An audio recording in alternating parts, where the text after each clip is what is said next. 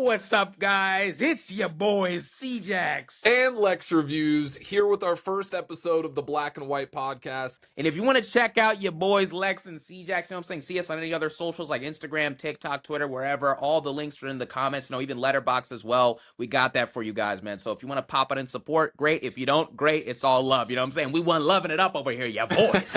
Today we're going to be talking about Doomsday. We're going to talk about a little bit of Brand New Day and then maybe even some DC stuff. Even though there's nothing really to talk about because everything's getting canceled and James Gunn's probably out.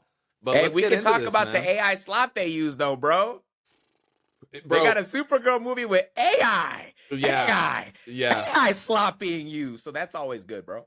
Yeah. I don't know if you realize this, but a lot of people are shifting, hate for DC away from James Gunn into the director of Supergirl. When, by the way, James Gunn oversees everything with that movie, so it is still his fault. Let's not shift blame. Remember, dude, it's actually your fault, bro. It's the fans' fault. It's not James Gunn's fault, bro. He didn't do anything wrong. Just let him do his thing, bro. He's just a 51-year-old dude. He's a 51-year-old guy, bro. Just chill. He's just a guy, bro. He's just chilling. Don't worry about it. I wonder what he's gonna be when he grows up, bro. But let's get into this Doomsday, man. We had the leaked trailer. I don't know if it's gonna be officially up on YouTube by the time this posts, but yes, we saw it. What's your thoughts, man? We did. Listen, man. Avengers Doomsday, RDJ. Guys, I want everyone to give a round of applause, bro. I want you to do it too, Lex. Even though your arm, bro, Lex's arm is gonna be broken off by the time we finish this podcast. But yeah, listen, I gotta get an actual mic I can sit in front of me, bro. This is bad. But RDJ's Doom voice alone it's chest beating. We know that. I mean, hell answers to me, bro. For I am Doom. We're feeling that energy, man. RDJ's Dr. Doom looks incredible. The outfit is great. The dialogue's really good. I saw someone say that the dialogue has to be on par with what Thanos was putting out in Infinity War and Endgame. I think it's going to be even better than that because I think RDJ in Doom is more suited for great dialogue than Josh Brolin and Thanos. So we'll see what that plays out with. Obviously, they're making things feel very dire, you know what I'm saying, and feel like they matter a lot. However, you still have to have that plot and story element that really makes everyone go, okay, this is why this matters. This is why I need to see this. This is exactly why, what we're watching actually matters for the future of the MCU. I don't know if they have that yet, but the actual content they put forth after the 5 years of garbage that the MCU had to offer, I think looks pretty solid so far, man. I'm hyped. I'm amplified. Yeah. Something I was realizing while watching the trailer, when you have that little encounter between Mr. Fantastic and Dr. Doom, I was just sitting there and I'm like, wait a second. We're talking about how this is rushed and this is cleanup. And it ultimately is. But I feel like what an easy fix would have been was just to incorporate Dr. Doom into Fantastic Four and have him be a character in that movie. It would have been so easy. Absolutely. And then when he turns in this movie, we would have felt that portrayal instead of we're going to get some rushed flashbacks or whatever. So I'm just kind of, I can't believe it, man. You had the movie right there. And dude, for the Avengers Endgame re-release, I was thinking this into this idea. This is a barn burner idea. In the Avengers Endgame re-release, they show the scene at the end. Steve talks to Loki. Loki sends him to the alternate timeline. Everything's big chillin'. But then, bro, once Steve goes through to that timeline, it's revealed that they actually, broke the multiverse with his time travel because the snap was never supposed to happen. This time travel wasn't supposed to be figured out, whatever. And at the end, you see that Steve's event caused ripples in the timeline, bro. And you see Dr. Doom just peacefully on a nice beach sunset with his family, his wife and his kid we see in the poster. And they're just chilling. The sky breaks open and everybody's running, bro. Doom's obviously a genius, so he's trying to save his family. And the experiment, bro, right before he even tries to do the experiment, the ripple effect happens and you get the incursion and he gets destroyed. That's how his face is disheveled. His family is killed. Everything's messed up, bro. And you just see him grabbing onto his wife and stuff like that with the tear rolling down his face, bro. And you can even have other scenes with him and his family to bond with him.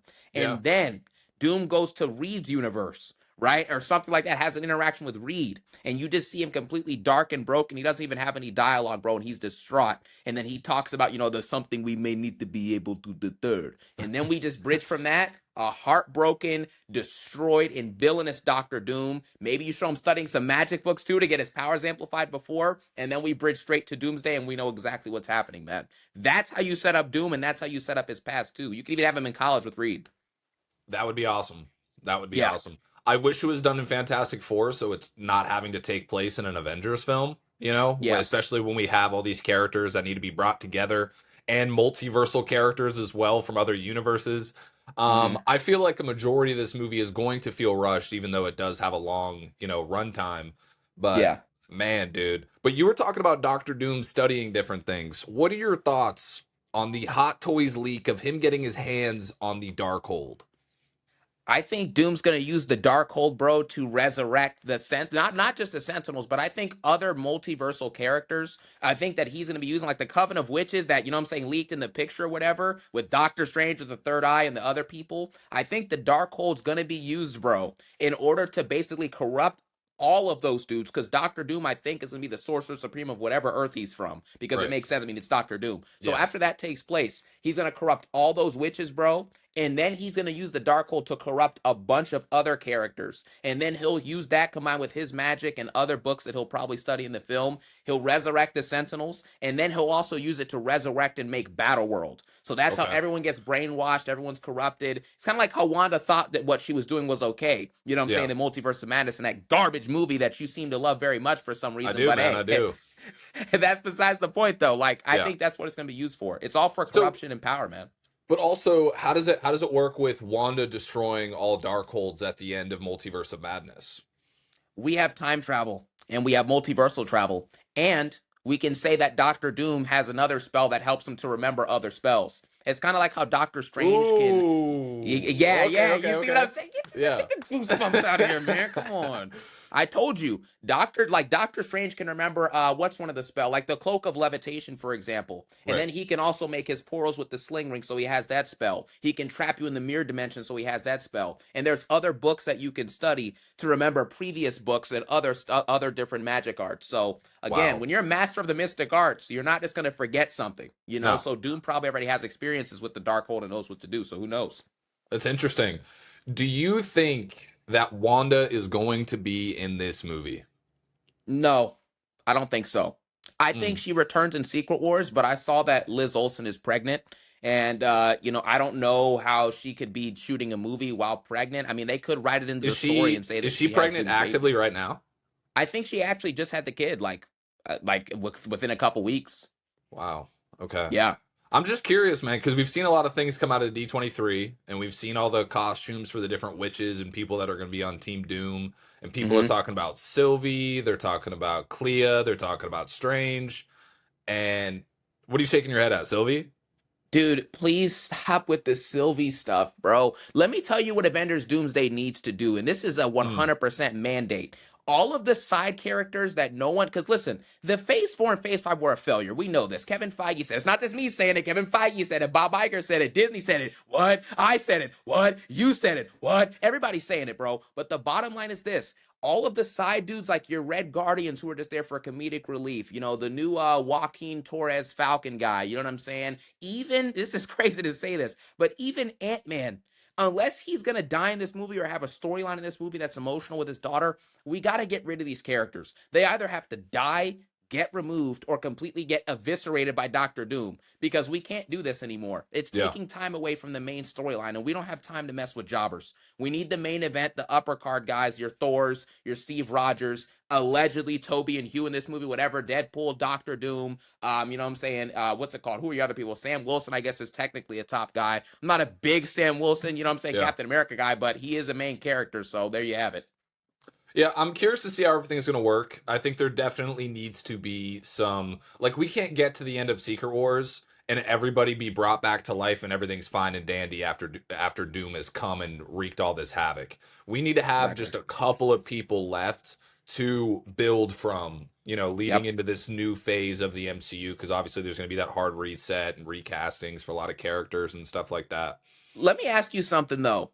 Yeah. What are your thoughts on the cast of characters for this movie in comparison to the other Avengers rosters? It's lacking. It's lacking. Okay. Um, I will say having the X-Men there prop it up quite a bit. You Yeah, know, true. the idea of Wolverine being in this movie, Deadpool being in this movie, Toby being in it for a little bit. Obviously Charles Xavier, Magneto. These are some heavy hitters, bro. You know, back in the day, They they used are. to carry their own franchises, and so I think that they can help. Carry this movie quite a bit because we do have a lot of just bottom tier. Like, what are we doing, man? Like, nobody has any sort of emotional ties to the Fantastic Four. They're one movie in. Yeah, yeah, It's true. just, I don't know, man. I don't know how this movie's gonna work and flow. Like the concept, right? Like we've heard all the leaks, and this is something that's like, oh, it's cool to hear the storyline, but how is Mhm. it really gonna work on screen? That's a good question. You know what I Yeah, mean? We because you see, when you have 5 years, because Phase 4 and 5, whatever, 4 or 5 years, however long it's been, this is 5 years of bad storytelling. Avengers Doomsday is the culmination of that 5 years of bad storytelling, which means that this movie, even though I'm very excited for it, bro, it is going to be susceptible to plot holes, underdeveloped characters, and just things you don't care about. And when the yeah, storyline, if you cannot care for the storyline, bro, this could be a disaster. It could be doom. You know what I'm saying? For Doomsday, bro. Because if you don't care about what's happening, why would anybody want to see this movie? That's how you drive up to get to those 2.8 billion, your 2.5 billion, like Brand New Day, whatever. You have to get the rewatches. No one's rewatching this if you only care for Doctor Doom and maybe what, Steve Rogers and Thor. The fact that Steve and Thor and you know what, you notice this when a new movie comes out and it has to do with the multiverse, we're all hoping and praying, please, Toby, you know what I'm saying? Hugh, Deadpool, Wolverine, somebody, you know what I'm saying? We yeah, need these characters because nothing has been built in the last 5 years. And I think that yeah. Doomsday and Secret Wars are the admission of that, bro. We've built nothing. So now we have to ride on nostalgia and ride on past characters and storylines and narratives to get the fans invested in what we're doing one last time before we potentially reboot, quote unquote. So Yeah. yeah. I think this movie's going to be successful as far as box office. I don't know Yeah. how great the movie's actually going to be, but I think going into Doomsday before Brand New Day was released, I was Yep. iffy on like, okay, like, are people actually going to be ready for this movie? Is there actually hype heading into this movie? And I think Doomsday honestly added a lot towards Brand New Day's box office, just existing. Yeah. You know what I mean? And knowing that Brand New Day was the movie that comes out before and all that. So, yeah, Doomsday is going to boom whether it's trash, whether it's not trash, because even Multiverse of Madness, just because Multiverse was in the title, that movie made $1 billion. Like It without didn't even make a being, billion, bro. It actually made 900 and something million, man. hey bro, hey Take bro, those facts, bruh. hey Take them man. facts. All right. I'm pretty sure tickets were less back then. So if you convert, the specific ratios and the quantum physics of that, it Right. kind of it's basically a bit. It's probably like 1.1, somewhere in that range compared to True. That's true. today's box office sales. But That's a yeah, good. man. That's good copium. That's a ladies and gentlemen listening at home, bro. That is how you cope, bro. You round up numbers, you crunch Yeah. it. You know what I'm saying? You try and modernize. You got to do your thing, bro, to make it sound better for sure. I still Good think job, it's man. absolutely crazy that a character like Doctor Strange can bring in $900 million. That And is he pretty did. insane. Yeah. That's great motion. Yep. That's pretty crazy. Marvel has the motion, man. During COVID, they released Shang-Chi and it made 600 million, which is this is during the COVID era. It made $600 million. Back when you had to have multiple seats Yep. empty next to you, and it still made 600 million, which is more than Superman, which was apparently a huge success and everybody loved it. It was globally, oh, hope core this, for like 2 weeks after all guys were great. You know what I mean? Superman changed people's lives, bro. The Yeah, movie it's a was lifesaver. trash. Trash, bro. We're Yep. dude. We got it, bro. When we get to DC, man, I got some stuff, dude. Yeah. Because Yeah. James Jamato gun, man. Listen, all the gun jamming, the gun fire, the gun don't jam. We got it. We'll get into that, bro. We'll Okay. say that we'll get into that. So everybody this week, last couple weeks, has been talking about this 10-minute sequence at the beginning of Doomsday. Spider-Man versus the Mm. X-Men. Do you actually think that Tobey Maguire is going to be able to fend off that whole team? I think that Tobey Maguire's Spider-Man is going to fail at fending off the whole team because apparently it's him, Doc Ock, and Green Gobs going against, you know what I'm Yo, I, saying? I Like, heard about Doc Ock. I didn't hear about Green Goblin. That's insane. yeah, yeah. If you guys, there's apparently Green Goblin's going to be in the opening battle. And you know what I'm saying? You're gonna have them going up against what's it called? Magneto, Wolverine, Deadpool. Now, and Beast, of course. However, I think Toby's not going to win the fight. I think he'll beat Deadpool and Wolverine specifically, but this is a fight that you can't win. And that's what the real story of this scene and what Toby's appearance is going to teach everyone. It's going to have the stakes of the fact that it's Tobey Maguire, our beloved Spider-Man, you know what I'm saying, all of that stuff. But the ultimate method of this scene, and this is why I think it's in the movie, bro, is to let us know that the battle that's being fought has no winner. Even though Toby can beat Hugh and Deadpool on a small scale, the universe of Toby will still die, as we saw in the opening of Doomsday. You can see Professor X watching the universe die. I think that's Toby's universe, bro. And that's how you set up stakes and story for this movie. Because if we So all know that our loved characters are fighting battles that they can't win, it's going to be rough, bro. yeah. So is that scene in the trailer where you have Magneto sitting there with Charles Xavier and they're kind of like, is that before this fight? I think it's after. It's out. So how does Magneto get back after the whole incursion thing? Magneto, I think, escapes because what's going to Okay. happen is I think he'll put the leak said there's some type of device. The device will be put down, and I think Deadpool will use his little TVA pen pad thing to escape. That's how him and Magneto will probably get the heck out of there. Same with Beast, but Wolverine will probably be tied down by Toby and can't escape, and then that's how they'll group Toby and Hugh in to completely die, bro. And that's going to be a Okay. crazy scene because it's going to show the stakes of incursions, man. Anybody can die. Even if you Yeah. win a little mediocre fight, it doesn't matter because the movie can still end and your universe can still get destroyed.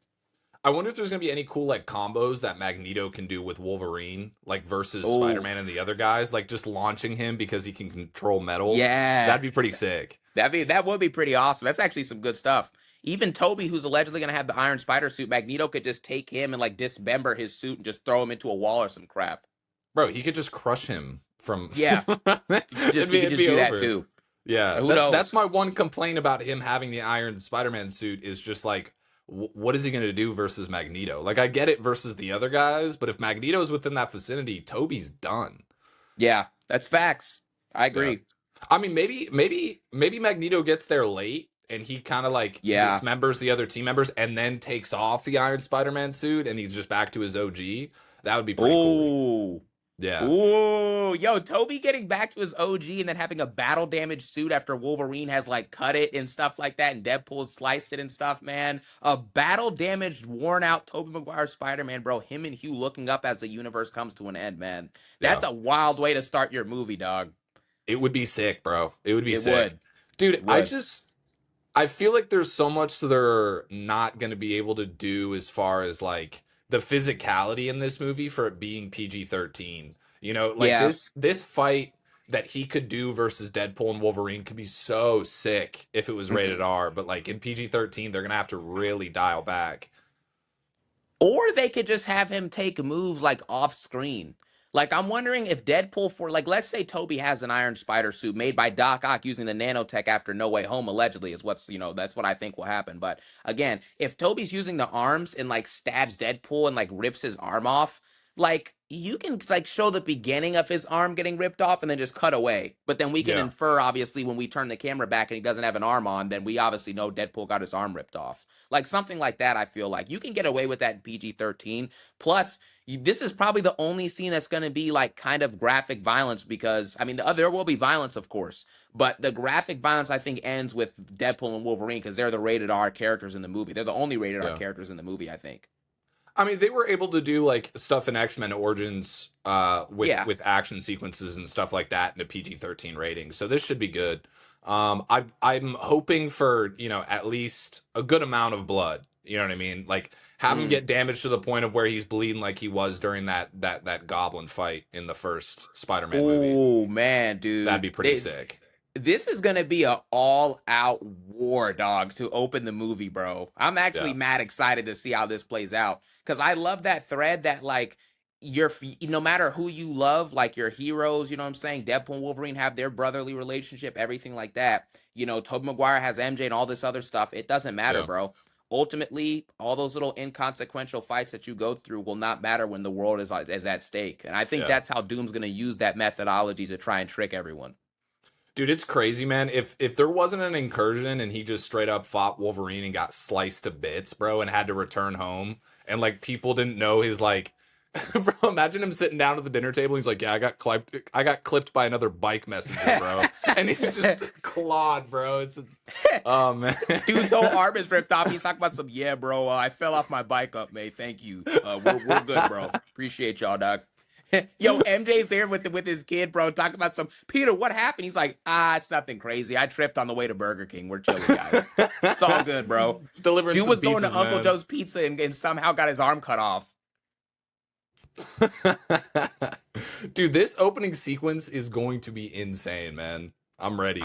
I'm amped up. I don't think they should show any of it either in any trailers or marketing material. We No. need to get in that theater. It needs to start off with the flash up of like Earth, yada yada yada, bro, and just Yeah. jump right in. Show Toby swinging immediately, like play that, like have the theme play. What if in the Doomsday opening credits, bro, they play the and then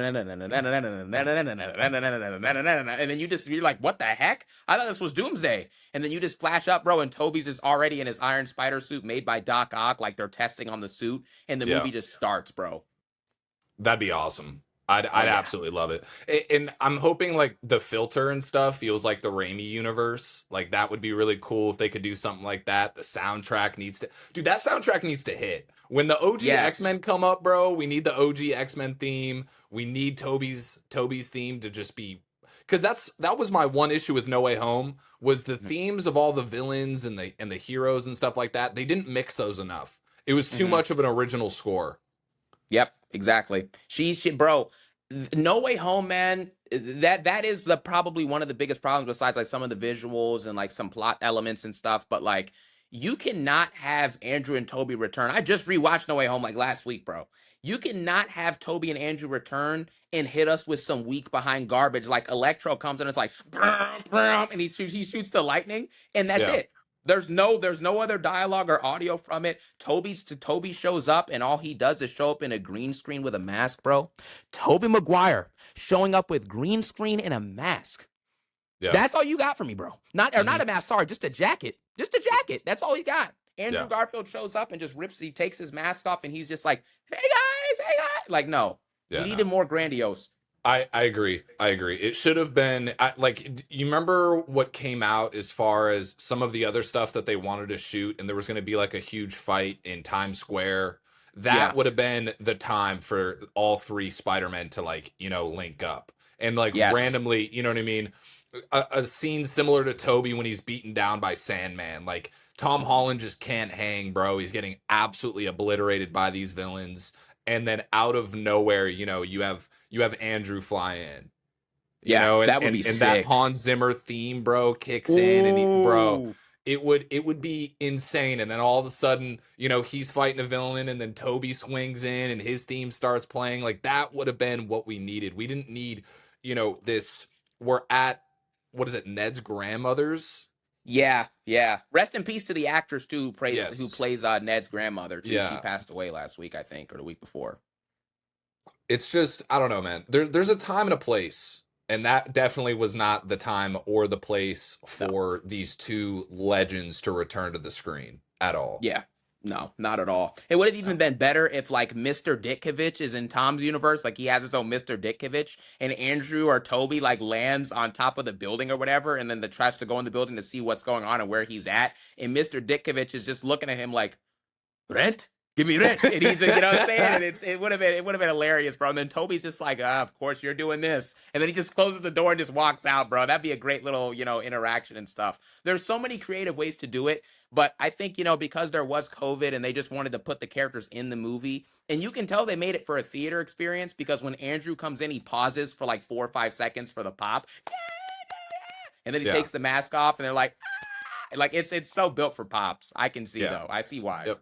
I mean, more and more movies are being made that way. And Fantastic Four, I mean, Doomsday is going to be the exact same way. When these characters first arrive, like you'll have a score in the background that'll be pretty nice, but you're not going to hear it, bro. There's going to be no dialogue. They're just going to like stop, camera's going to zoom, and then they're just going to pause and wait and then finally start talking. Yeah. Doctor Doom, man, the Doctor Doom's theme as well. I'm curious what that sounds like because it has to be ominous and it has to be like triumphant at the same time because he's probably going to win. So there needs to be some type of triumphant audio that goes along with that W. You ever hear his theme in Fortnite? No, actually, we're talking dude. about Fortnite, bro. Dude, We it's pretty sick. I'm 35 not kilo gonna dudes talking about some Fortnite, man. Come on.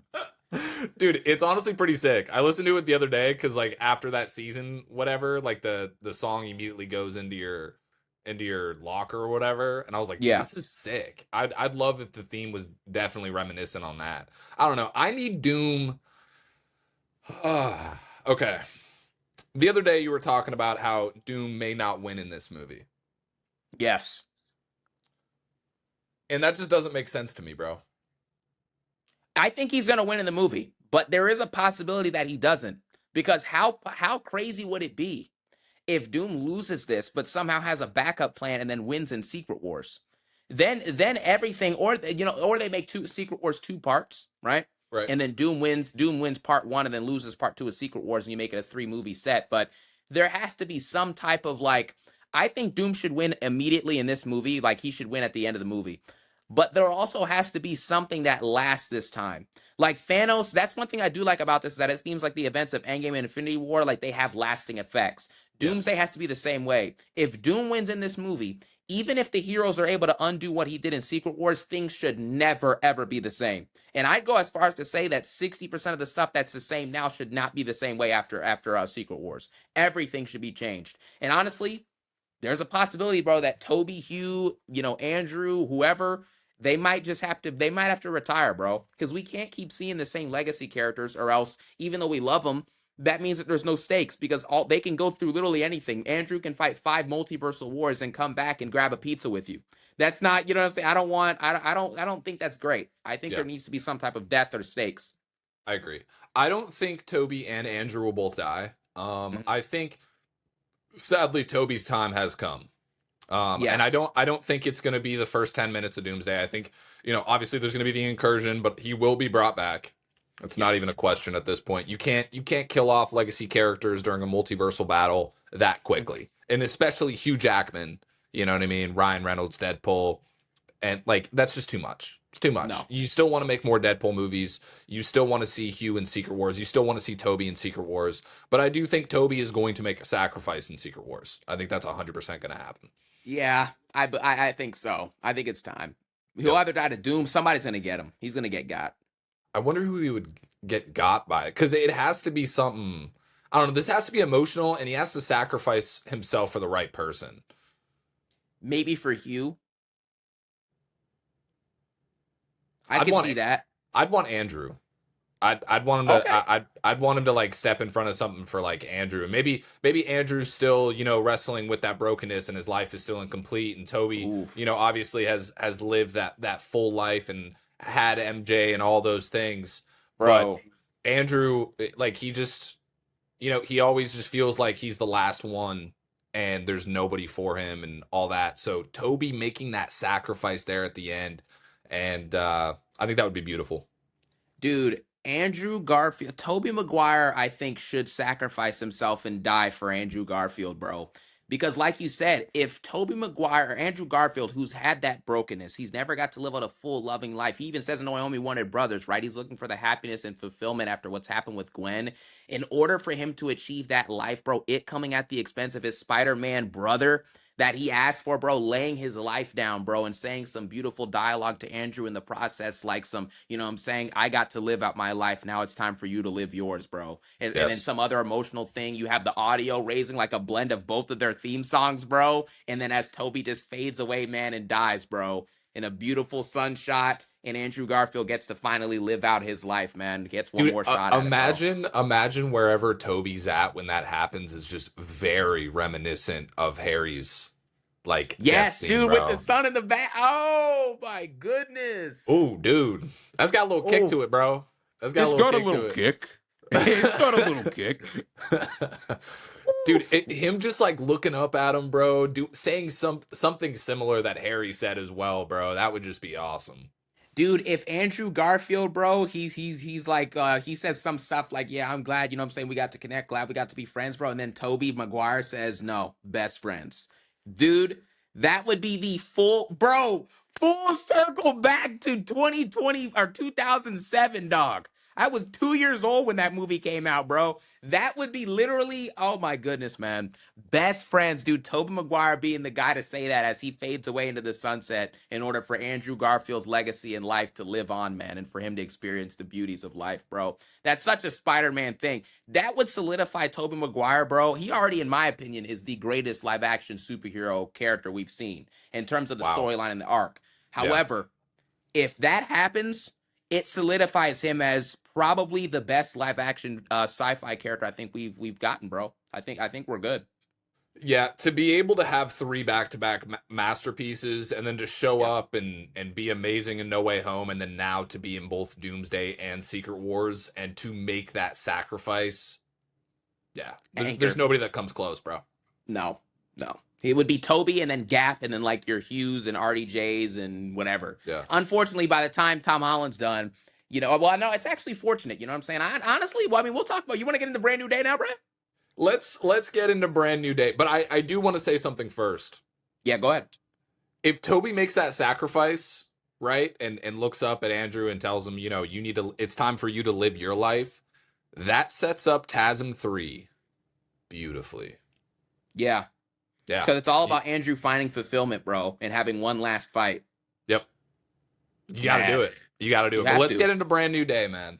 Give me your thoughts. Do it. You want to go first, man? What did you think of Spider-Man Brand New Dizzle, Lex? What did you think about that, bro? I thought, because there's something about Tom Holland movies that I normally come out of them with just crazy recency bias. Like, I came out of Far From Home and I was like, dude, that was the greatest Spider-Man movie I've ever seen. And then, like, 2 days later, I was like, oh, my bad. How old were you when you saw Far From Home? 38? Yeah, something like that. Something like that. Okay. I was 3018, bro. I was 3018. Yeah. A 18-year-old man watching Far From Home, bro. Jeez. But yeah, Far From Home was peak. I don't know if it was because of the people I watched it with, but it was just a sensational experience. But yeah, who'd you watch it with? Hey, bro. Hey, bro. Hey, bro. We're good. Hey, bro, we gotta chill out, bro. We gotta chill out. Andrew isn't the only person who lost his Gwen, bro. So, anyways, bro. Yo, we're editing that out. It's staying in, bro. Okay. Yeah, it should. Okay. So Far From Home I thought was peak, and then 2 days later I was like, Same thing with Homecoming. I got out of Brand New Day and immediately knew that it was mediocrity. Yeah. There wasn't a question in my mind. It's a solid 6, maybe 6.5 out of 10 for me.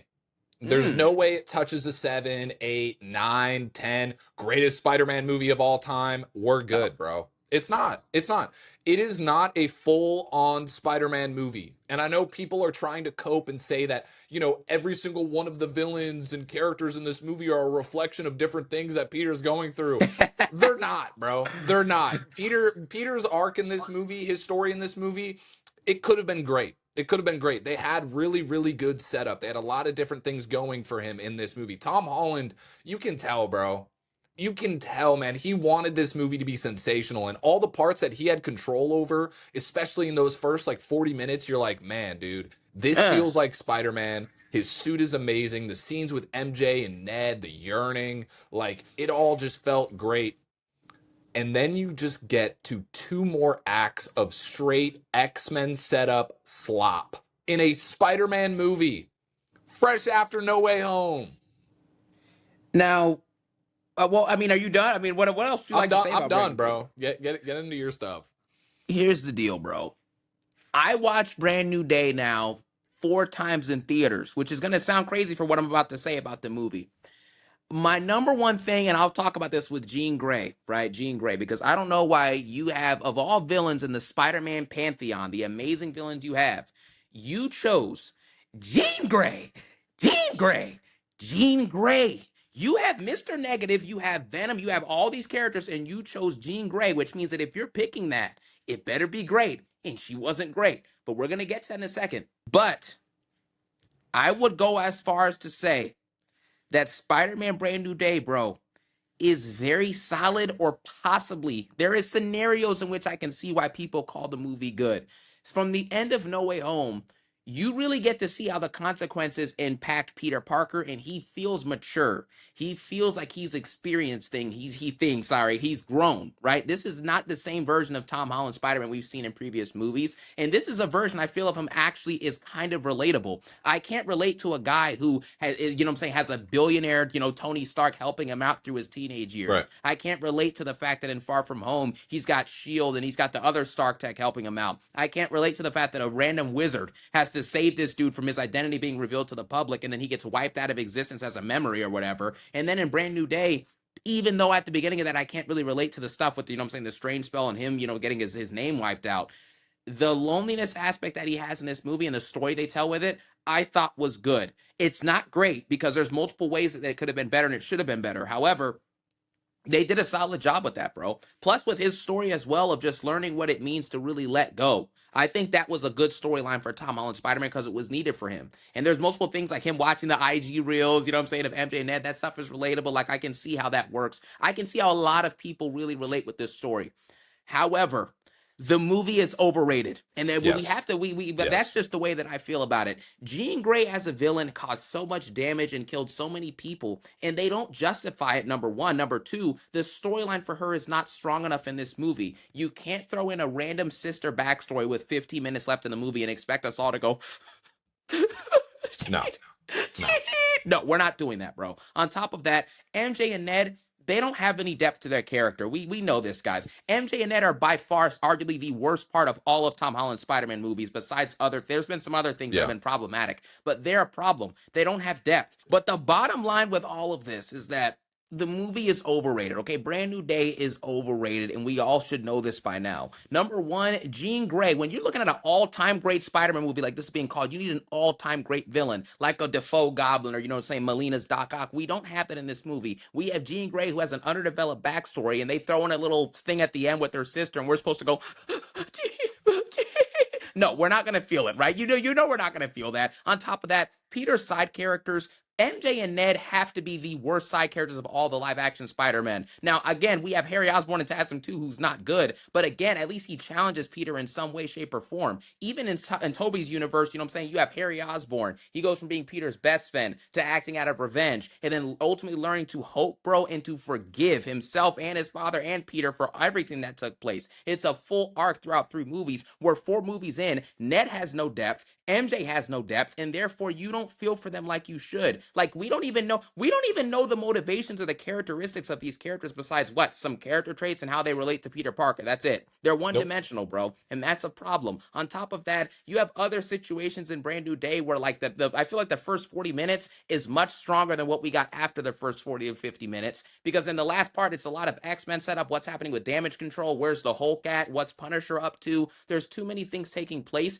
and you can balance it all. It's possible, but this movie just doesn't succeed at doing it, and it doesn't tell a Peter Parker / Spider-Man story that has the depth, writing, and quality of what we saw in the Raimi trilogy and even what we saw from Andrew Spider-Man, bro. And that's the way I feel about it. So it has some great messaging, though, about not wanting to be alone and all that other stuff. It's relatable to a new modernized audience. But to say this movie is on the level of Spider-Man 2 or whatever, no. Yeah.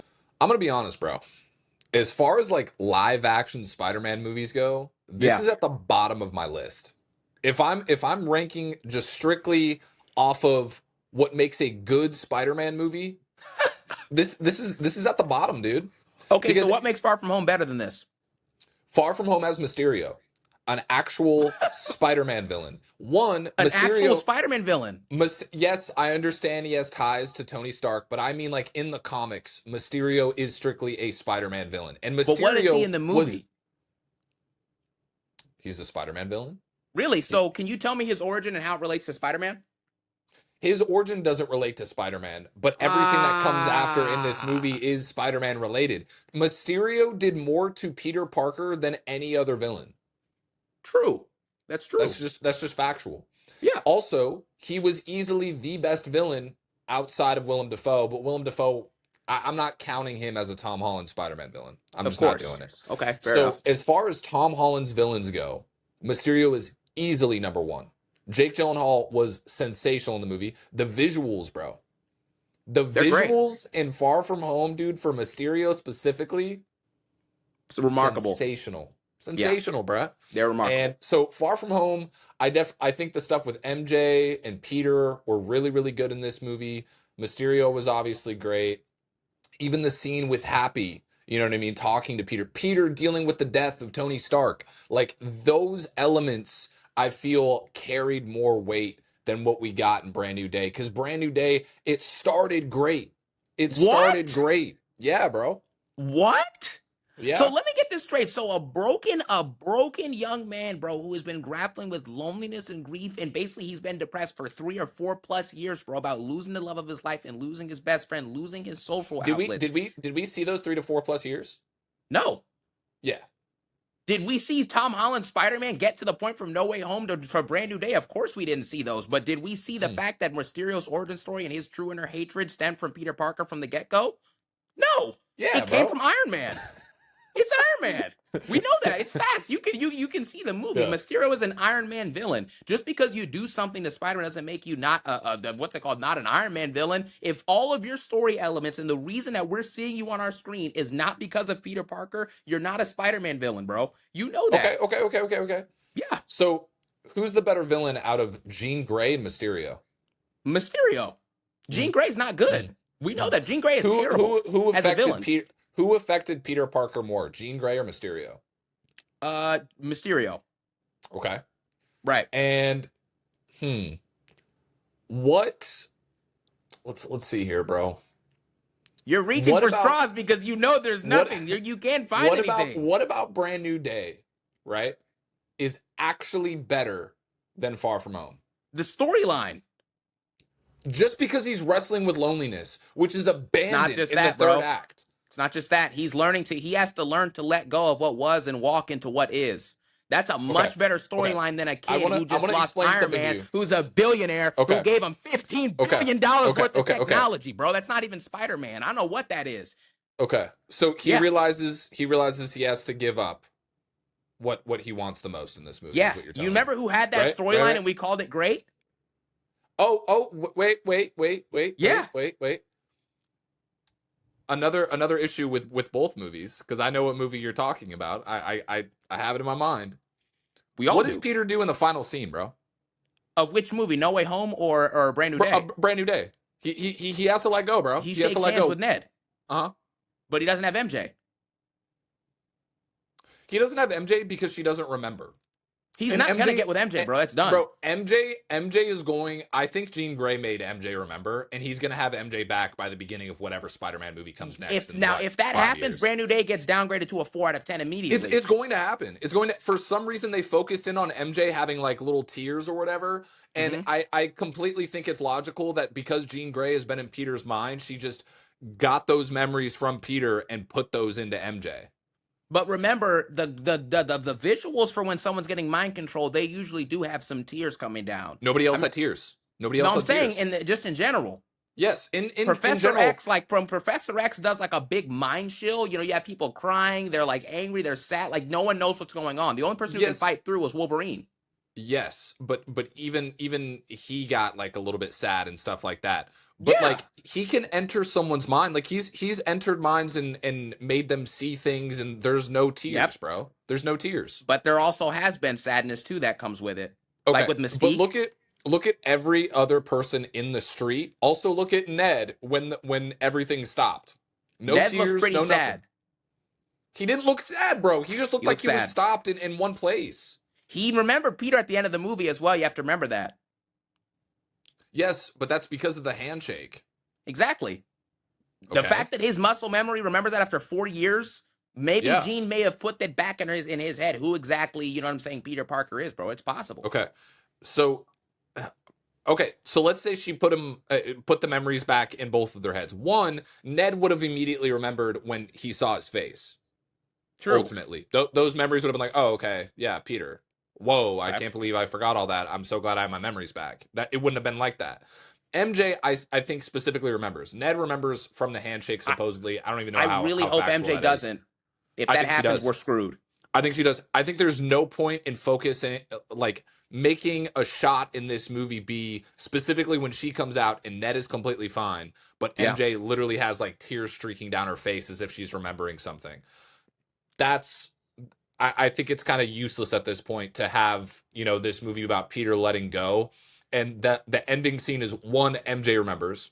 Hmm. Two, Ned remembers. And Peter goes out of his way to shake hands with Ned and do their special handshake to see if he remembers. That's not letting go. So this whole It is derivative letting arc that go. you think he has, bro, he's not letting go. He's letting go of MJ. That's about it. And he's letting MJ go of the fact remembers. he's letting go of the reality that he has to live in. That's really the key thing about letting go. It's not about letting go about Ned or MJ. It's about letting go of the reality that he's been living himself and forcing himself to live in. That's what he's letting go of at the end of the movie. That's it. Okay. It's Okay. not about Ned and MJ. It's facts. He lets go of the reality he lives in. He doesn't have to be alone anymore, bro.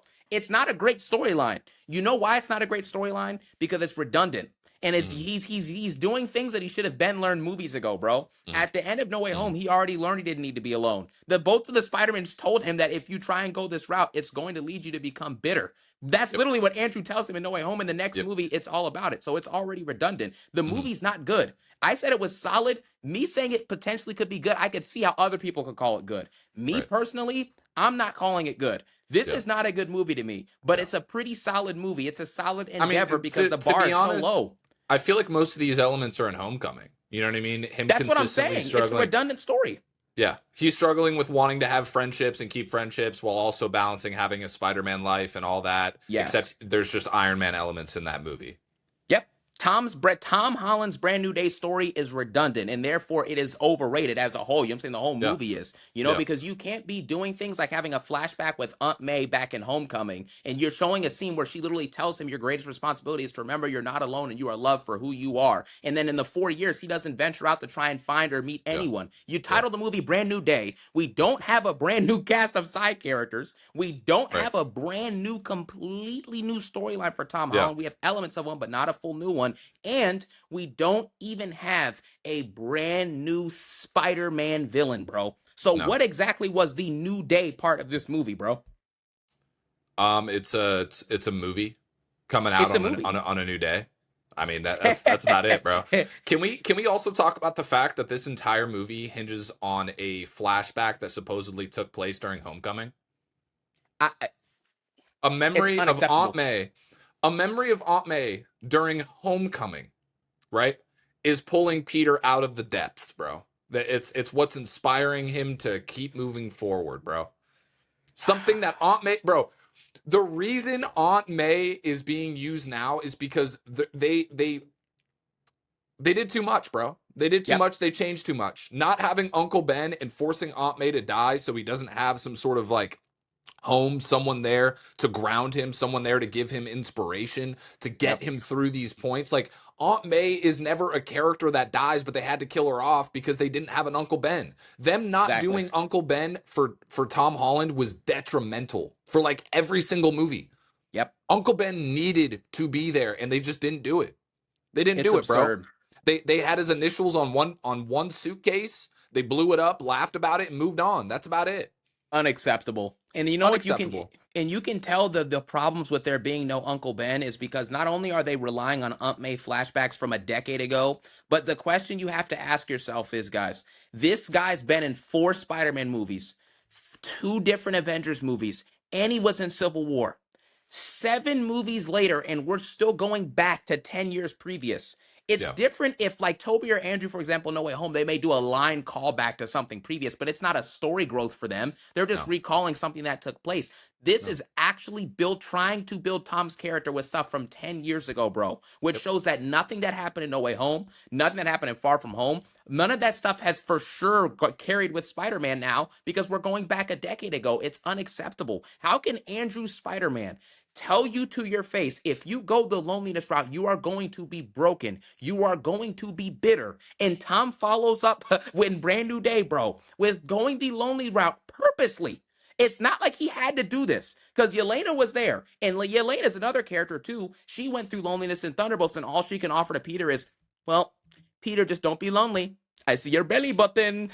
Big potato, small potato, big potato, small potato. Tell a storyline with the loneliness, bro. Don't just tell us, Yeah. oh, you're lonely, man. Don't be lonely anymore, dude. Don't do it, dude. Don't do Yep. it. Don't you dare. Stop. It's ridiculous, Also, bro. the Aunt May scene wasn't inspirational in the slightest, bro. It really It was wasn't. decent. They tried so like I remember when the scene came on I was sitting there and I was like, okay, we're about to get some sort of sensational monologue from Aunt May. This is Yep. going to be amazing. And I sat there, and for the first like 2 minutes of her talking, I'm like, where is she going with this? And by the time she got to the finish line, I just didn't care anymore. I was like, Yep. you guys, she's just spewing nonsense at this point, and it's redundant, and it's stuff we've already heard. And like, why on earth are we doing this while she's dead and we're pulling back to a flashback? It just doesn't make sense, man. Aunt No. May had a purpose in the Andrew Garfield movies. Aunt May had a purpose in the Tobey Maguire movies. That's why when you look at this Aunt May from the get-go, all she is some sort of person that's having a fling with Tony Stark, having a Yep. fling with Happy. Eye Like, it's candy. just like, bro, what are we doing? This is Aunt May. This is a very, probably the most important person in Peter Yes. Parker's life, because when MJ leaves, when Gwen dies, who is there to ground him? Aunt Aunt May. May. She's And that they rock. absolutely ruined her character, bro. In No Way Home, when she dies, I didn't feel a thing, bro. I Same. tried. I tried, bro. Same. I sat there in that scene. I watched that movie like 3 times in theaters. Every single time that scene came on, I tried to focus. I tried to see if there was any emotion that it would bring out of me, and there was nothing. You feel nothing. Nothing. You feel No. you literally feel nothing, bro. It's a testament to what Tom's movies are, though. All of the characters around him are one dimensional, and that is why Tom Holland will forever, until something changes, he will always be the worst live action Spider-Man to me, because everything around him is surface level. And then when it Yeah. comes to villains, he doesn't have villains of his own that are giving him some type of intellectual challenge. They're not making him better. They're not bringing a new side out of him. Green Goblin is teaching Peter Parker, for example, the elements of forgiveness, the elements of, you know what I'm saying, knowing what it means to truly be a hero, because he has to make a choice between MJ and those kids. He's being challenged. You're challenging his character, his heroism, and his morality. Then you have in Spider-Man 2, it's the same thing with Doc Ock. He's being challenged in all those areas. Spider-Man 3, he's challenging himself, and the symbiote's challenging him to overcome his darker half and be Yeah. the best version of himself, bro. In the third movie, Andrew Garfield Spider-Man is grappling with grief and loneliness, you know what I'm saying, and depression, and still chooses to be that best hero that he can be. And at TASM 3 come out, he was going to try and reconnect with MJ and connect with other people. He wasn't just going to sit and wallow in the loneliness that he knew was not best for him, bro. Yeah. Ultimately, it's a whole entire thing that Tom Holland just doesn't have, bro. He doesn't have these movies that are going to intellectually challenge him. His villains are not going to go down as all-time great villains. They're not going to be even having backstories related to him, as we see with Vulture and even with Mysterio, and even with No Way Home. Those aren't his villains. You know what I'm saying? Yep. And then you fast forward to Jean Grey. Jean Grey's story has nothing to do with Spider-Man. All she had to do was jump into one person's mind, go to the DODC, and then jump into the black dude's mind. That's all she had to do. And the movie Yep. would have been over in 10 minutes. But we have to Yeah. do this long, drawn-out thing where she has to kill innocent people. She has to damage this. She has to get in Peter Parker said and try and kill MJ in front of his face. For what reason? For what? Yeah. What does MJ have to do with the damage control that killed your sister? No, Dude, I didn't even realize what does that, she have to man. do with it? We don't know. We don't know. It's ridiculous. Mm. Unbelievable, Absolutely bro. abysmal, bro. Absolutely Yeah. abysmal. I didn't even realize that she just had to jump into that guy's mind and the movie would have been over. Lex, That's if you needed, bro, to get a free cheeseburger from Burger King and you had Jean Grey's powers, you would jump from a dude who's driving to the store, who then clocks in for work, and then grabs a burger on his break, and then as they're closing the show, or closing the shop or whatever, closing the store, you jump into the manager's head, grab a cheeseburger, walk yeah. out, have him hand it to you. That's how Yeah. you would get a cheeseburger. You Yeah. wouldn't go, hey, you know what? I really want to find out some information. I'm going to kill this random person. I'm going to kill that random person. I'm going to get 100 of these people mind controlled and stop and have things crash into each other and cause calamity. And then I'm going to grab this guy's best friend, his former love of his life, and I'm going to try and kill her too.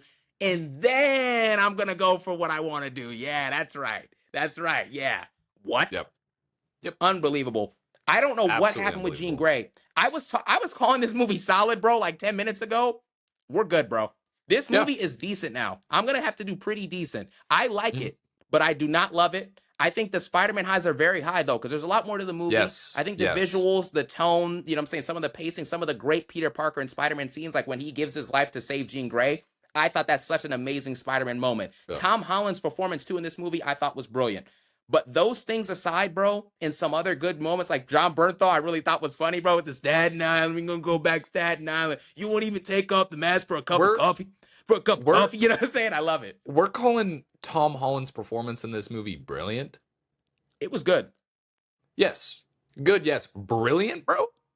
Yeah, there's levels. You can be good. I No, think good and brilliant are like the same. Once you no, pass no. great elite, you're him. Yes, brilliant needs to be in that great elite vocabulary. It should Fair not be in enough. good vocabulary. Yes, this was Tom Holland's second best performance in his movies, for I think he sure. was better in No Way Home. He was better in No Way Home. He was better Yeah. in No Way Home, for sure. Yeah. I'd Yep. say there's elements in Homecoming that he was better. There's a specific scene in which I'm talking about where he is, wrestling the concrete above him. That was just amazing. But obviously, the rest of the movie is kind of mid. But that scene in particular was great. Spider-Man Homecoming, bro. Bro, Spider-Man Homecoming is better than this movie, bro. It is.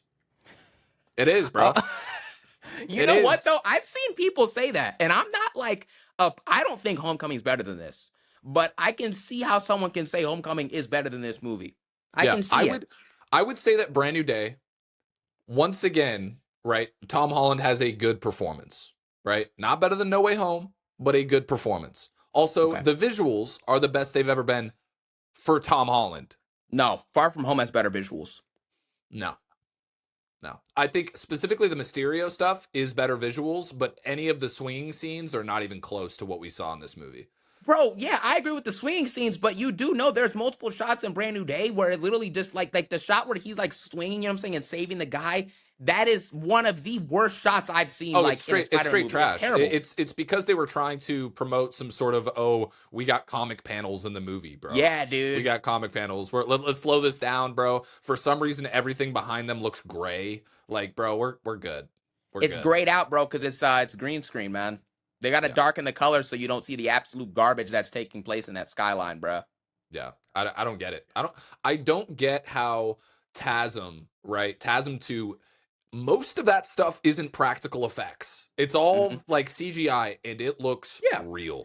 It looks real. Like even the GoPro shots, you know what I mean, with the camera's just like on his chest and he's swinging. Yes. It looks real. The city is alive. The suit is alive. It has, you know what I mean, like it's like ruffling in the wind, bro. It looks amazing. Yep. Even the electro stuff, bro. You know it's fake. It looks great, bro. It looks. It's my birthday. Great.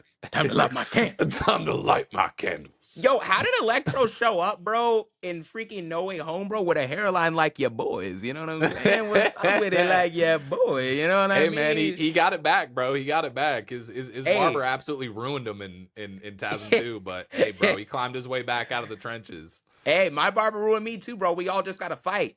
You know what I'm saying? You gotta fight, man. Bro. You learn more than you learn more about Electro's arc than you do about Tom's, bro. Hey, bro. Electro's great, man. Also, I mean, obviously, him in TASM 2 was straight trash, but he visually looked sensational. Straight trash, huh? His character? Yeah. What's good about Electro in TASM 2? I mean, hey, I want to be on your side with this. I'd love to have a way in which Electro is actually a great character. So hear me, bro. Electro in TASM 2, right? Obviously, the guy he's viewed as a loser. You know what I'm saying? That's just what he kind of perceives himself now as a loser. And he kind of just wants to feel appreciated and feel seen and feel heard. And so Spider-Man gives him a glimpse of that in the Manhattan battle, but then he realizes, oh, well, it wasn't really for that. You know, he has this action scene. He's fighting against Spider-Man, all of that stuff. But ultimately, Electro just wanted to be seen and heard, bro. So when you're seeing scenes where he's interacting with Spider-Man, and that's really the main message of it, even at the end when he's trying to tap into the power grid to be seen by the entire city, it's ego. It's inflation. It's a pompousness. There's elements that you can look and be like, okay, I can see why Electro's doing what he's doing. He's been an outcast in society. He's been mistreated by everybody, and now he wants to be acknowledged by everybody. And he's trying to get that, bro. It's decent. We can't say there's nothing. No, you can't say there's nothing. It's honestly not too bad. I wish he acted a little bit more normal. You know? That was the problem, is the acting. Yeah, Jamie Foxx, I don't, hey. I don't think it was Jamie. It wasn't Jamie, bro. It was the source material. Yeah, script was not good. Because, like, there's no way he should be out here acting like a neckbeard, bro. And then you, like, fast forward to No Way Home, and he's, like, you know, just suave and good. And, like, you know, it doesn't make any sense. No. He was in the No Way Home, bro. In one of the scenes, he's like, look at my hair. I like it. I'm like, I could low-key play Electro in, like, 5 years, bro. Let's just do it, man. Let's get it out of the way, bro. Dude, there was some stuff in No Way Home, man. I wish he started out blue, bro. I wish like we had gotten like that first fight sequence when like Peter was swinging around in that like his inside out suit. Hmm. And like if he had just been blue in that before he had finally, come down to earth and been in like human form, that would have been cool. Yeah, absolutely, man. Unfortunately, they opted out, bro, for some random behind garbage dialogue and the lizard being trapped in the back of a truck talking about some buck Yeah. tooth glasses and a comb over.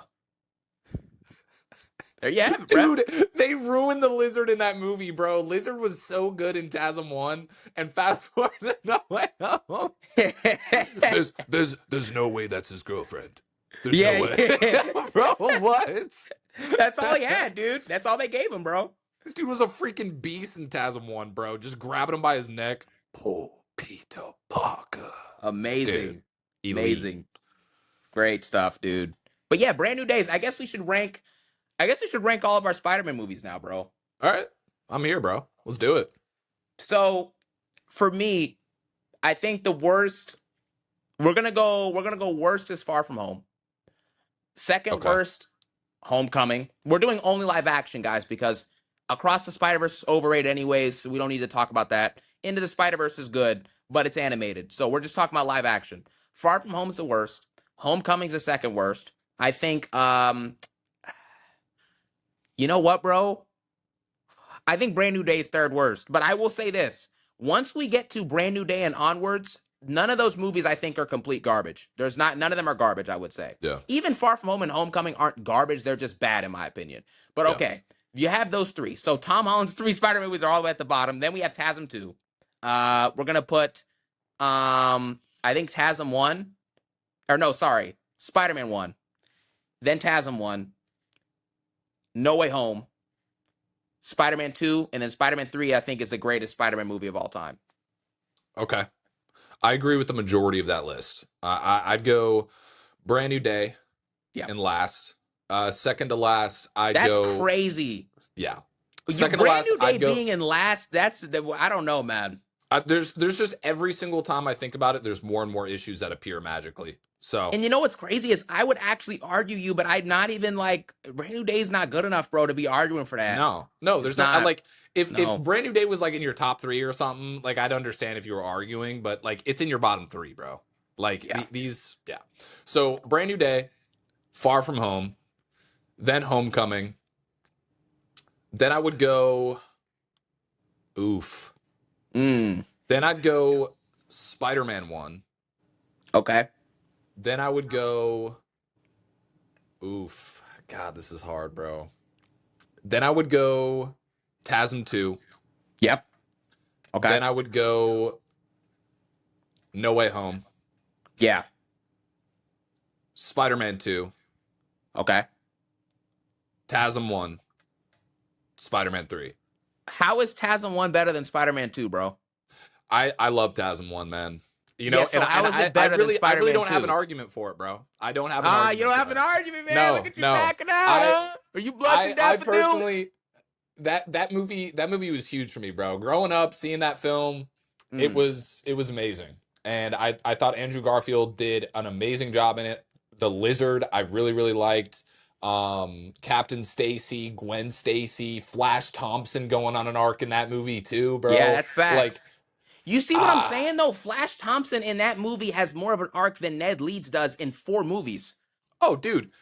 Zendaya, 4 movies deep, is still an unknown character. We know nothing about her life. Literally nothing. We don't know what she wants to do. We don't know who her parents are. We don't know who her family is. We don't know who her other friends are. What's like she is just along for the ride in these movies. Gwen Stacy was brilliant. She was going to college. She wanted to do stuff. MJ, she wanted to be on Broadway. She had her own things going on. We knew her family. You know what I mean? We knew where she came from. We knew Gwen's family. Like, these characters weren't unknown. You could see, you know what I mean? People could watch those movies and see a part of themselves in those characters. Exactly. You can't watch these movies outside of relationship stuff and see a part of yourself in Zendaya's character. No, you cannot, bro. You can't see anything in there. And you also can't see the fact that there is literally zero legitimate story dynamic between her and Peter other than Peter liked her. That's all Yeah. there is. And you And know what the problem is with that? yeah. MJ in the Raimi trilogy, she has actual storylines. Like you said, she has goals, she has ambition. She's also, kind of wrestling with Peter because she has those abandonment issues they established in the first movie. So she's Yeah. constantly wanting to feel loved and appreciated. But true love is seeing someone that even without you, with or without you, they succeed. And you come together and you guys have that loving bond. And that's what makes a great love relationship. And that's why at the end of Spider-Man 3, when they hug again, it feels earned. It feels like Yes. after all the ups and downs, all of that, love prevailed. True love Yep. prevails at the end. Andrew Garfield, Gwen Stacy, amazing storylines, great chemistry, way better than Tom and Zendaya's, no offense, but that's just what it is. And then on top of that, bro, they actually have brilliant scenes together where you feel their true love, And then you get to the Tom Holland 4 quadrilogy, whatever you want to call it, bro, and MJ and Peter, they're just together. There's Yeah. no amazing chemistry. It's Mhm. just they have a couple decent scenes, but that's it, bro. There's no Yeah. true feeling of love and gravitas to what they do. Tom arguably had more chemistry with Sadie Sink, bro, than he Yeah. does with Yeah. Zendaya's MJ, bro. Yep. We knew more about Laura Harrier's character in Yeah. Homecoming than we do about MJ 4 movies deep. Yep. That's a problem. Yep. That's a Major serious problem. issue. Major problem. MJ is just there, and I would say the main contributor to why people like MJ and Peter in the Homecoming whatever is simply because Zendaya and Tom Tom Holland. Holland and Zendaya are together That's it. IRL. That Yep. is the main contributor of why people are like, oh my God, so much chemistry, blah, blah, blah, blah, blah, blah. Of course, bro. They're together IRL. I get it. But like when you're actually watching those movies and you're not thinking about that, it's like when he's on the rooftop and they kiss and you feel like she remembers for a second. Like that's supposed to hit, bro. If there Yes. was a scene like that with Emma Stone and Andrew Garfield, that scene would hit, bro. Yeah. That would be heinous. And especially when Gene does the switch and like lets him know like this isn't like Oof. MJ, like bro, that scene would have been Oof. incredible. But the thing is, you watch it and then you have the green screen of Zendaya falling down, and that just looks absolutely awful as well. Trash. Terrible. That's a great point you brought up, dude, because it's straight facts. You guys have to, this is how you quantify whether or not MJ is a great love interest or better than what we've seen previously. If Andrew Garfield went to a different timeline, like in Secret Wars or something or whatever, and saw Emma Stone's Gwen Stacy, and she told Andrew, I don't know you, I don't love you. If she told him that, all of you would be heartbroken. When MJ tells Peter, I don't know you and I simply don't love you, you're not going to feel as much as you would with Andrew because Gwen is a way better character than MJ and has a way better relationship with Peter in those films. It's not close. The one-dimensional nature of Tom's side characters is infuriating, bro. And it's the same thing every single movie. I like Ned's performance. All the acting is good from these people. That's not the problem. It's the character work. You cannot be 4 movies deep, and Harry Osborn from 2 decades ago has a 10 times better story than you. Gwen Stacy from a decade ago has a 10 times better story than you. MJ, Kirsten Dunst from over 2 decades ago has a better storyline than you, bro. Yeah. It's unacceptable. Yep. You can't have that happening. It's not, you can't. No, I'm sorry. Dude, was it said like what Ned and MJ want to do like after graduating MIT? Well, remember, bro, MJ doesn't want to work for a corporation. But like, what does she want to do? She doesn't want to work for a corporation, Lex. What does Ned want to do? He doesn't want to work for a corporation, Lex. Oh man. You got any other questions? Hey, bro. It's just crazy to me that like really the only character we're trying to build, we're not even like building them. Like the main character that we know the most about is Peter. Yeah. And not much happened in this movie with his character. So not a lot happened, no. No. This is a decent story arc for him. And that's being generous. And Decent this movie is like, making $2.5 billion, bro.